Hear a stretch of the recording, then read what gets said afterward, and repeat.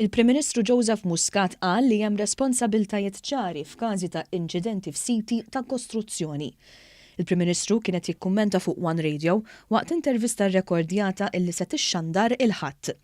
Mingħajr ma kummenta b'mod li jippreġudika l-każ, Dr. Muscat qal li dan l-inċident irid jittieħed f'kuntest tal-boom fis-settur tal-kostruzzjoni u kif is-sigurtà u l-ħajja umana ikunu protetti. Ir-responsabiltajiet huma ċari. F'każijiet simili għandek perit li jiffirma il-karti, professjonisti li jiffirmaw il-karti jagħtu l-go ahead tagħhom għandhom warrant għal dan l-affarijiet. U hemm kontrattur li jrid jimxi mal-istruzzjonijiet illi jagħti l-perit. Fl-aħħar mill-aħħar responsabiltajiet hemmhekk huma ċari u ma jistgħu jiġu maħruba minn imkien u bl-ebda argumentazzjoni oħra.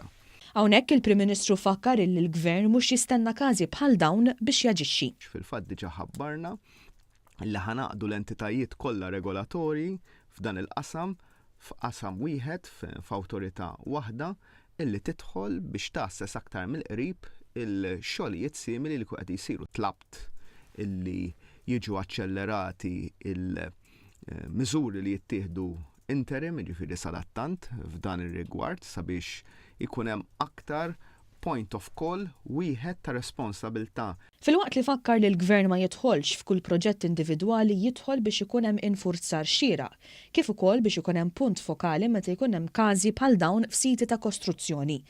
Il-Prim Ministru ħabbar li l-ġimgħa d-dieħla se jsejjaħ għall-entitajiet u organizzazzjonijiet li għandhom x'jaqsmu ma' dan is-settur biex ikunu identifikati miżuri illi għandhom ikomplu jittieħdu. Ridnu niġbdu ħabel wieħed nirrikonoxxu r-responsabiltajiet ta' kull sezzjoni, ta' kull persuna, ta' kull organizzazzjoni, inkluż il-Gvern dal-qasam li għandna responsabilità ċara li ninvestigaw każijiet bħal dawn.